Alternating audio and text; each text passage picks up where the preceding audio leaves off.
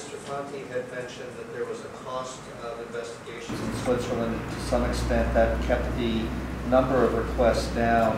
And I think there was an implication there that the requesting organization would have to pay the provider of the information for doing that work. And then you made a counterpoint, the cost of investigations in the U.S., but I'm not aware of a requester providing payment for the investigation activity. Are U.S. service providers paid for looking up an investigation request? And is that what you meant by the number of requests being down because they had to be paid to the provider? Yes, they have to be paid to Swisscom. There is a special service. If you go to the USB key, you will find, I have put you, it's in English, the rules that has to be followed. And so the judges are now really angry because they cannot work. That's a reality. They cannot work because they have a lot of money to pay. And Swisscom was in hand of Swiss governments until some years. And they have now, they are shareholders of Swisscom, and they don't understand why they have to pay as if they were normal customers. And I think it will change because we have no possibility to prevent an action. And by chance, Switzerland hasn't been the case of terrorist attacks or something really important during the last years. But if something like this would happen, we won't be able to stop it, you know. We have had a case that was called a CERN case, you know. There is a place in Geneva where they study physical, and there was a guy who has worked in this organization, and we thought he was a terrorist, but we don't have the rules to prevent these actions. In Switzerland, you should begin to build the bomb to be arrested. It's not possible to do something before. And so the rules for interceptions are the same.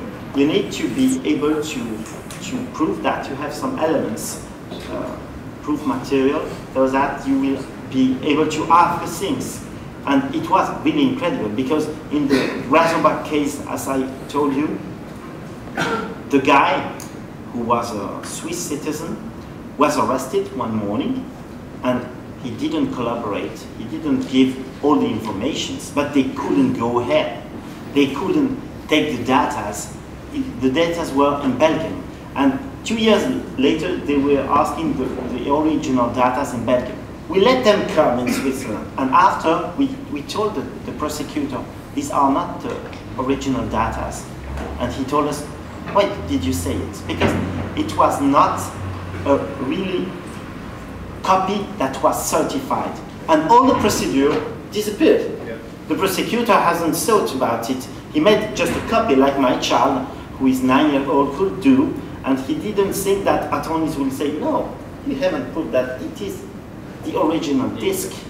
And after, he had no proof, and he should find another way to follow the case, but it was really difficult. So, and I think it's not normal to pay for such interceptions, really expensive sum. It's not normal because in the end, we are all happy when the services and the authorities made their job properly to defend the citizens if they are under control, democratic control, or legal control. So it will be changing. In Canada, it's the cost of doing business for the provider. Right, and that's what I think it is in the U.S. So even though it's a high cost, the providers have to bear that cost on every request. Yeah, and there's one case, one provider in one specific area. I think there was a lot of backlogging and analysis that went into the production order or satisfying the production order, and they made a court case out of it. The issue is not known yet because it's going up, but we're expecting that, you know, it's like in civil matters, the producing party bears the costs, and it's pretty much going to be the same under the heading of national public order. Thank you. I was just going to say, I agree. I don't think there's a requirement. I have heard from one of my peers in Silicon Valley that on occasion, the government will actually pay for enhancements to their product, which will help enable them in the future to get to the information a little bit more efficiently. So. And what I meant to say is that in my remarks is it costs money to run this type of investigation. It's not something that is done lightly, because the bottom line is they have a budget like everybody else. Anything you wanted to add? No. Yes, just in France, just to stress another originality of France. In France, the costs should be borne by the government. But the reality is that the government doesn't pay the service providers for that. So you could perhaps imagine that service providers do not realize the interceptions that are asked for because they are not paid for that. But there's another set of rules that authorizes the judge to prosecute a service provider that doesn't cooperate with the judge. So the service providers are taken between two opposite considerations. One is, well, I'm not paid, so I shouldn't do what is asked to me to be done. And the other one is, if I don't cooperate, I can be prosecuted. And so they cooperate. So it's interesting that there's some variation across, regionally, how these procedures are enacted or governed or permitted. So CSA working on a new product forensics initiative to research and provide some guidance in this area. Do you believe that that would be useful to identify some kind of common, agreed upon set of procedures or activities or guidelines that in terms of intercepting and like was mentioned, right, knowing that there's it's not a copy, right, it is the source and if it's certified, things of that nature. Do you believe that we're at a point where standards would be useful in that regard, given each of your areas of challenge? Yes, it would be very much so.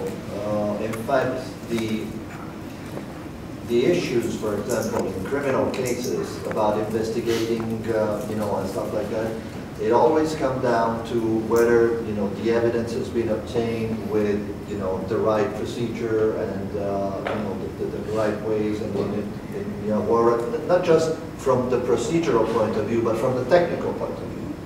Have you acted in a forensic, accepted ways of doing that and so on?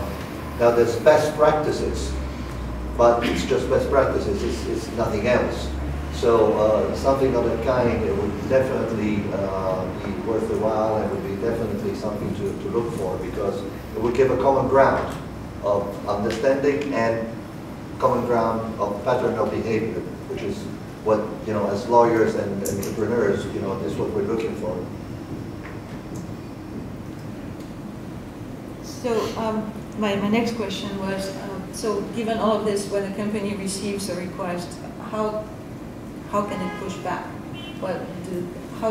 How do companies push back? Do they push back? Do they not push back? What do they do? You want to switch the order? Jean-François, you want to start? Yeah. If the warrant is manifestly erroneous, wrong address, or incomplete lack of signature of the judge or his seal, the company may theoretically refuse to allow the search. However, in most cases, the request or the warrant will be apparently valid.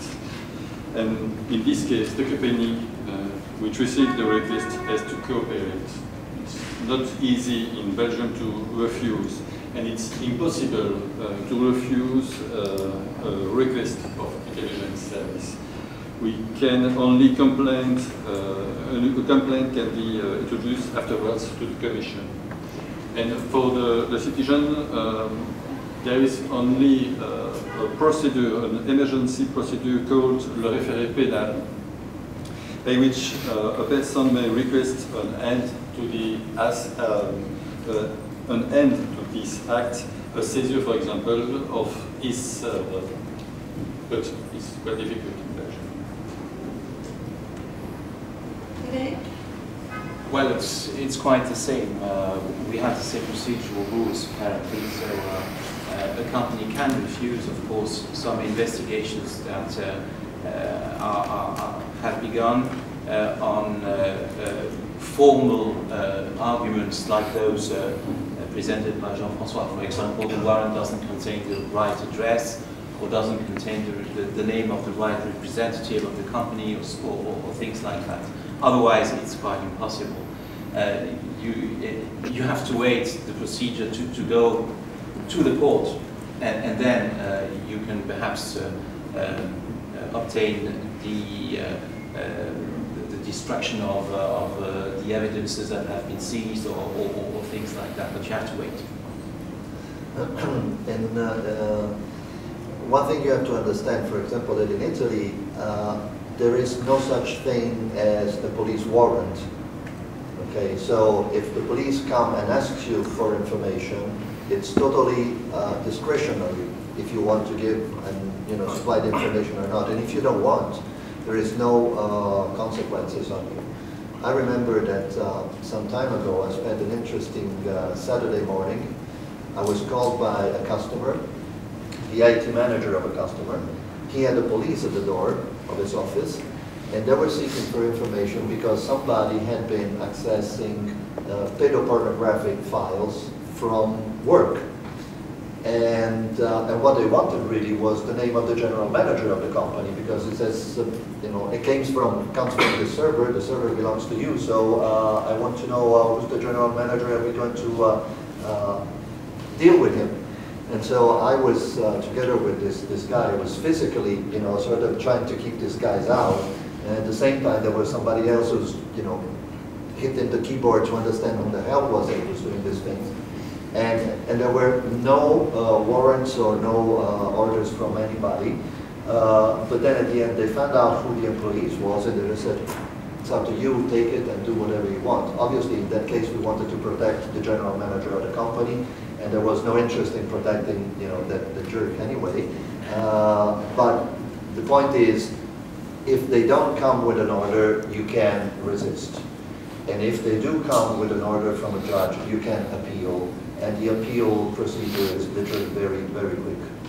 And the physical protection, that's a new service offering? And the physical protection is not it's something which is not in the fees of a lawyer, but which makes for interesting discussion with the customer afterwards. But I think the general manager was happy with the results.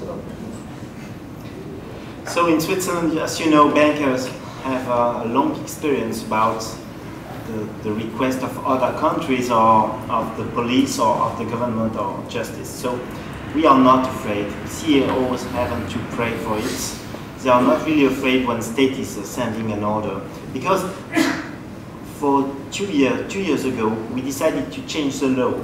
So there is an article, if you don't do what a judge is asking you, before you could go to jail if you didn't do it. But now, this is not, there is only a money penalty. So I tell every time to the chief executive officer, if you didn't agree to do it, you have to pay only. So there is no special risk.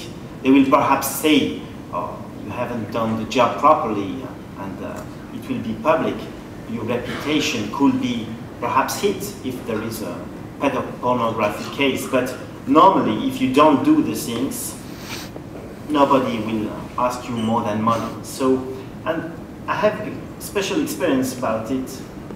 If you have special cases, there are some risks for your customer. The customer will wait. He will gain time. He will run to his attorney at law, ask, how should I solve this case without giving too many informations? And after, he will act. But I give you an example. I have 2 nationalities. I'm Italian and I'm a Swiss citizen.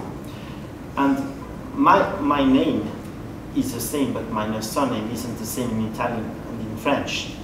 And so if I ask a bank about Sebastian and not Sebastien, they will answer, I haven't any account. But they know that I have an account. But they will say, it wasn't right written, I don't give you the information. And so the companies, they are really attentive to the order, and they will control that everything is okay. And if they have a doubt, we tell them, you need to write to the judge, because you will earn a lot of time, and you can make your decision properly when having asked everything. And there is another thing that's really important. We have had a case about the judges of the High Court in Switzerland. They were attacked by a perfect mad guy who was writing a lot of things about them, who has gone with other citizens before their home. They were afraid, their wives were afraid, and it was a nerve attack. Yes, they had decided to give an order to all the Swiss ISP to stop the access to one website. It was Swiss Justice. And this was the first time it happens. But it was the first time because the judges were personally attacked and harassed. I don't think it would be the same case if ordinary citizens have been asking to the Swiss Justice to do it. And so it's difficult for the Swiss Justice to put pressure on you and on your companies. We have prepared for all our customers, companies, a special paper, how to behave when the police is ringing. What you can do. Can you keep out the energy and stop the computers? How will there be problems afterwards? But there won't be any problem because the companies are respected. And we had the point of view that the companies will act according to the law. And so, if you don't cooperate, you will have only this money penalty. Can I just add one thing? You reminded me with your example of the two nationalities.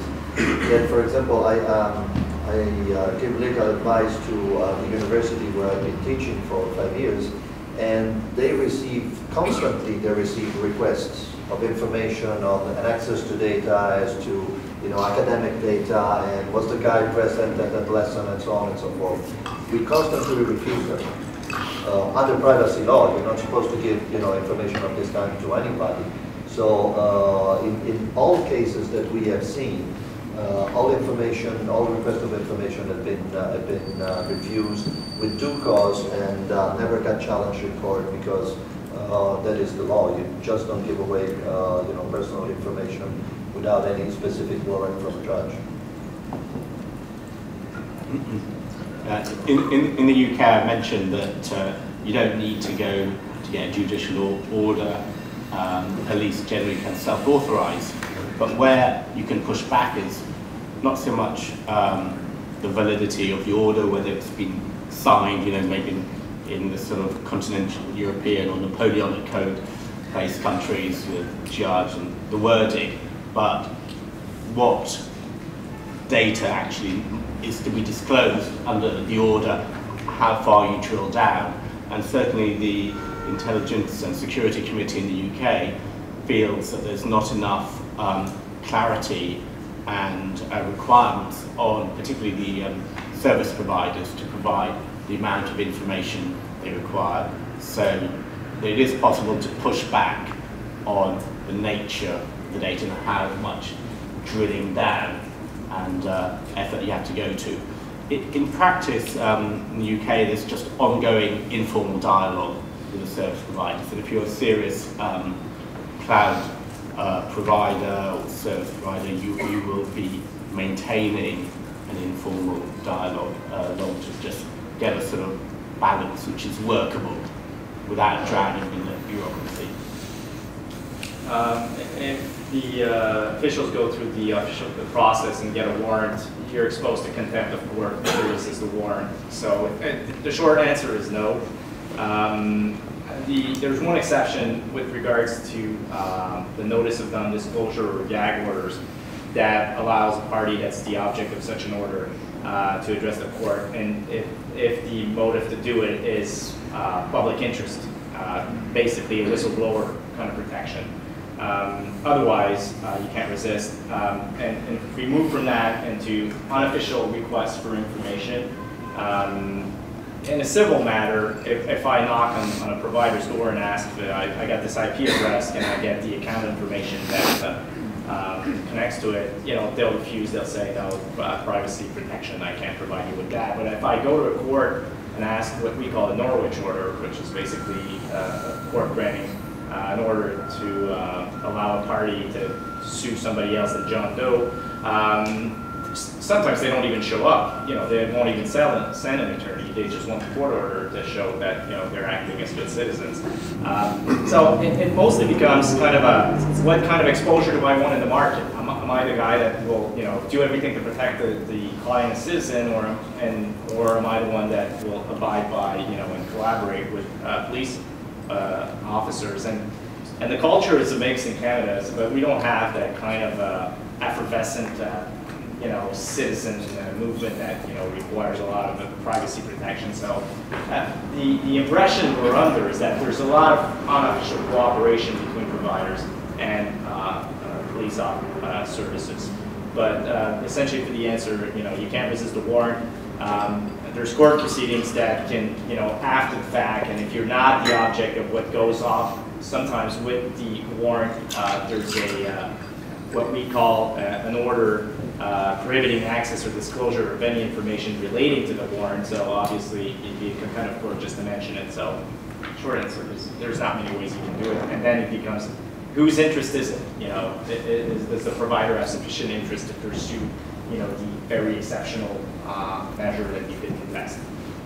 Well, that goes back to money and the question we were asking earlier. As a service provider, you have all incentive to push back because it takes money, it takes time, it takes resources. So it seems that there should be an incentive from the companies receiving the request, the warrant, the search order. It would depend on whether the process is well established or not. Yeah, I was just going to say, we, in my year at Box, we've probably pushed back on 90% of the process that we've received, just because it was deficient in some manner. And I think part of it is this education process. If Google's getting a warrant or a subpoena, it's clean. The FBI understands the process in working with Google, whereas Box is kind of new. We're just coming under their radar, and so we're getting some crazy requests, or maybe they just think, hey, these guys trying to get more than they should. So we push back on it, probably 90% to date, but we are having discussions with some of the folks to